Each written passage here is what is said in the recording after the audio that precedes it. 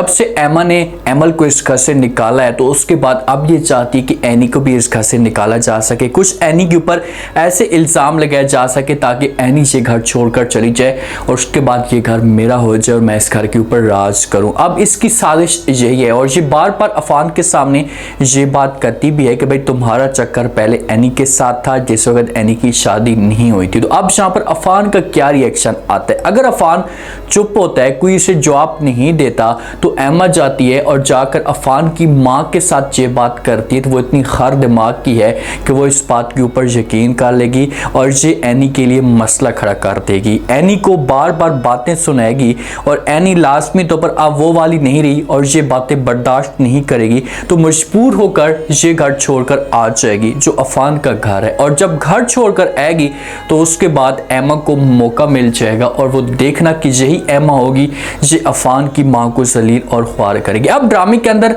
रह कर गया है, क्यों ड्रामे को इतना ज़्यादा बढ़ाने की कोशिश की जा रही है? क्योंकि ड्रामे का एंड होना चाहिए था, ड्रामे को ख़त्म करना चाहिए था ताकि ऑडियंस को पता लग सके कि भाई ड्रामे का रुख किस तरफ जा रहा है। अगर बीच में कुछ इन्होंने इंटरेस्टिंग सीन पैदा करने हैं तो फिर अफान और एनी के बीच में दूरियां पैदा हो ताकि ऑडियंस फिर से इस ड्रामे को शौक से देखना शुरू करते। बेचारी को बड़ी तकलीफ होती है, उसके दिल में एक बात बार बार चल रही होती है, उससे टेंशन होती है कि यार एमल जो है वो मेरी वजह से मुझसे नाराज़ है या जो कुछ भी एमल के साथ हुआ है एमल ये समझ रही है कि मेरी वजह से हुआ। तो इसी वजह से एनी अफान के पास जाती है और जाकर बात करती है और कहती है कि देखो अफान, मैं जाना चाहती हूँ कुछ अरसे के लिए एमल के पास, अपनी फैमिली के साथ उनके साथ रहूँगी, एमल को समझाने की कोशिश करूँगी, तो मुझे पूरा यकीन है कि एमल मेरी बात मान लेगी। तो अफान कहता है कि ठीक है भाई, मुझे कोई इतराज़ नहीं है, आपका जब दिल करता है आप यहाँ से जाएँ, जब आप चाहें वापस आ जाए, मैं आपको कुछ भी नहीं कहूँगा। तो एनी यहाँ से सामान अपना पैक करती है,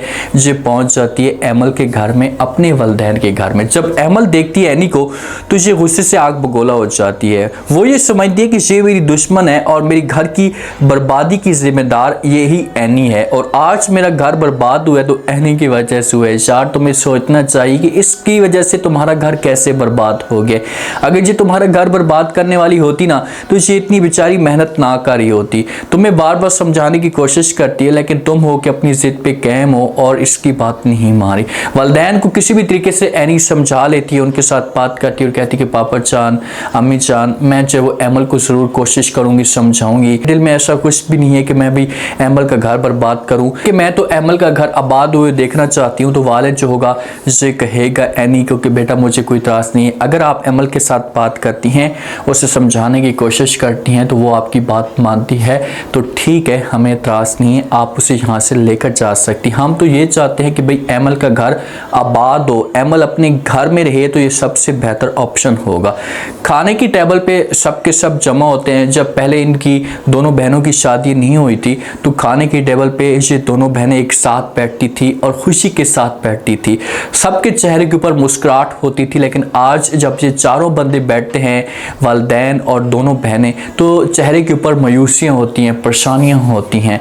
एमल बैठती है, जब एनी को सामने देखती है तो इससे बड़ा गुस्सा आता है लेकिन वालिद भी इसमें बात करता है, एमल को समझाता है और कहता है कि देखो बेटा, जो कुछ भी होना था वो तो हो चुका है, अब उस वक्त को वापस लेकर नहीं आ सकते हम लोग। लेकिन मैं आपको यही बार बार रिकमेंड करूँगा कि आप किसी भी तरीके से अपनी बहन के साथ अपने आप को एडजस्ट करें, माहौल अच्छा बनाएं ताकि दोनों एक दूसरे को समझें और बीच में जो गलत फहमियाँ चल रही हैं इससे दूर हो जाए। एनी बीच में बात करती है लेकिन एमल को गुस्सा आ जाता है।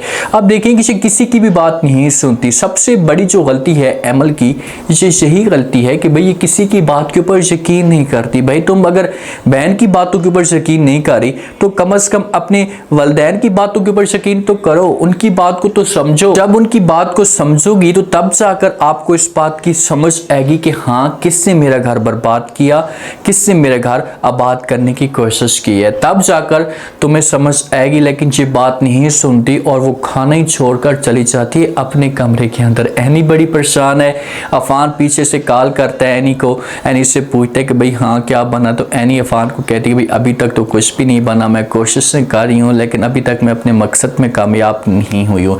अफान अपने घर में मौजूद होता है तो एमा बैठी होती है, अफान इसके पास आकर खड़ा हो जाता है। एमा अफान को कहती है कि अच्छा जो हम इल्ज़ाम लगाते थे तो इसका मतलब है कि वो जो इल्ज़ाम थे इसे ठीक साबित हुए, क्योंकि इस हिसाब से बात करती है कि अफान जो एनी की सपोर्ट करता है। एमा कहती है कि भाई इल्ज़ाम ये थे कि भाई आप दोनों एक दूसरे को शादी से पहले ही चाहते थे जब फेरोज भाई की एनी के साथ शादी नहीं हुई थी। ये जो बात एमा कह रही है ना, ये किसी हद तक ठीक है। एनी हो सकता है कि अफान को ना चाहती हो, लेकिन अफान उस वक़्त शादी से पहले एनी को चाहता था, इसके साथ मोहब्बत करता था, लेकिन इसने अपने भाई के लिए इतनी बड़ी कुर्बानी दी थी। तो आगे से अफान कहता है कि भाई मुझे आपने जो कुछ भी कहना है या जो समझना है समझो, मुझे कोई त्रास नहीं है, आपकी ज़बान है, आपका मुंह है, आप अपने मुंह से हमेशा गंदे अल्फाज ही निकालती हैं।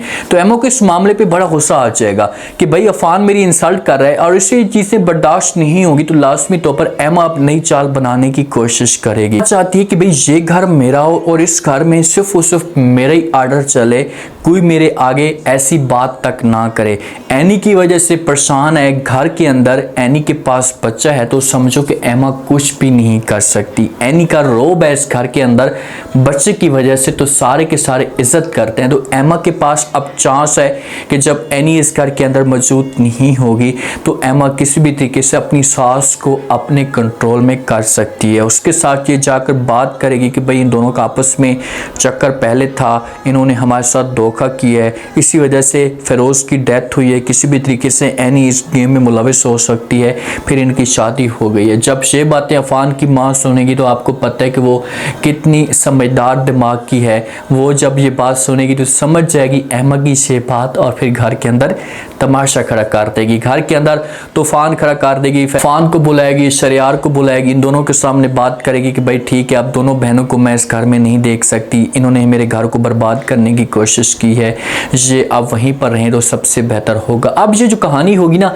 ऐसी चलेगी। अभी तक इस कहानी के अंदर जैसे पहले स्टार्ट में ड्रामा था ना तो बहुत ही इंटरेस्टिंग ड्रामा था, बहुत कमाल के सीन थे, लेकिन अब जो 60 के बाद एपिसोड चल रही हैं तो ऐसी इस वक्त ड्रामे के अंदर कोई भी जान नहीं पैदा की गई। भाई अगर आप लोगों ने ड्रामे को बढ़ाना है, 100 एपिसोड तक लेकर जाना है तो कुछ ना कुछ नया दिखाना होगा, कुछ ऐसी चीज़ें बीच में डालनी होगी जहां पर अफान के और एनी के बीच में नफरत पैदा हो, क्योंकि ऑडियंस अफान और एनी को देख रही है।